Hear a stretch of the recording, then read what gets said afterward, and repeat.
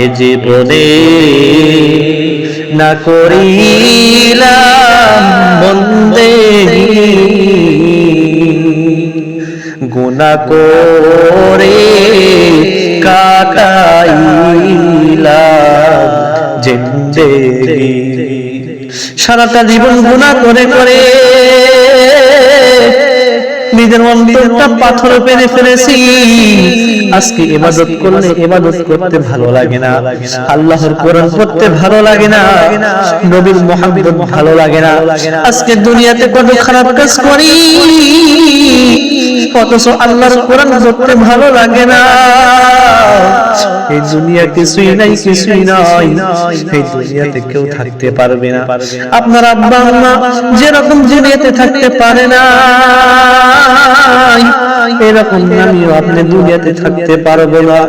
আজ না হয় 2 দিন পর হইলেও এই দুনিয়ার মায়া এসে আমাদের সবাইকে যাইতে হবে।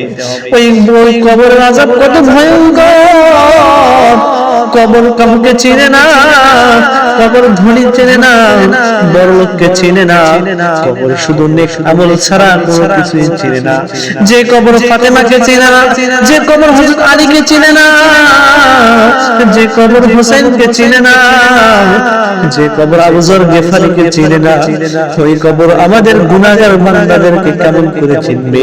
এগুলো সময় আছে, ভালো হয়ে যাও, নিজের জীবনটাকে পরিবর্তন করে দাও, গুনাহকে ছেড়ে দাও, গুনাহ থেকে তুমি বিরত থাকো। এই দুনিয়াতে গুনাহ করতে করতে কত গুনাহ করে ফেলেছি, গুনার দিকে তাকাইলে জাহান্নাম ছাড়া কিছুই দেখি না।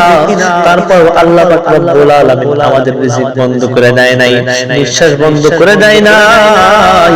এত নিয়ামত দিয়েছে, তারপর আল্লাহ পাক রব্বুল আলামিন নিয়ামত বন্ধ করে নাই। বান্দাকে 2টা চক্ষু দিয়েছে নিয়ামত হিসাবে, 2টা হাত দিয়েছে, 2টা কান দিয়েছে, শরীরের প্রত্যেকটা অঙ্গ দিয়েছে বান্দাকে নিয়ামত হিসাবে। আজকে দুনিয়াতে কত নাফরমানি কাজ করতেছি, আর এই নিয়ামতের শুকরিয়া আদায় করতেছি না। আল্লাহ পাক রব্বুল আলামিন কুরআনুল কারীমের ভিতরে বলেছেন, লা ইন শাকারতুম লা আযীদান্নাকুম ওয়া লা ইন কাফারতুম ইন্না আযাবি লাশাদীদ।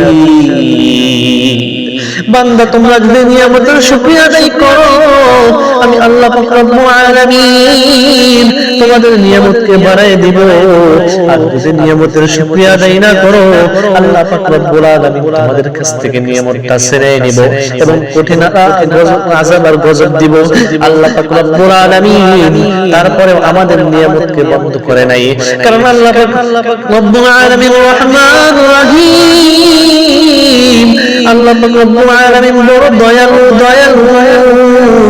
আজকে আমরা ওই আল্লাহ পাক রব্বুল আলামিনের সাথে নাফরমানি কাজ করি, নিজেকে গুনাহ থেকে বিরত রাখতে পারি না, নিজের নফসকে হেফাজত করতে পারি না, 5 ওয়াক্ত নামাজ পড়তে পারি না, কত খারাপ কাজ করি, কত জিনা করতেছি, অন্যায় করতেছি, নিজের চক্ষুকে হেফাজত করতে পারি না। আজকে মা বোনদের দিকে তাকাও, নিজের নফসকে হেফাজত করতে পারি না। মা বোন পর্দায় থাকতে পারে না, নিজে খোলামেলা ভাবে রাস্তায় ঘাটে চলাফেরা করে, নিজের বুকে কাপড় দিতে পারে না। আজকে আফসোসের বিষয়, কত মা বোনেরা ধর্ষণ হইতেছে একের পর এক। আজকে মা বোনেরা পর্দা করা ফরজ, কিন্তু মা বোনেরা পর্দা করতে পারে না।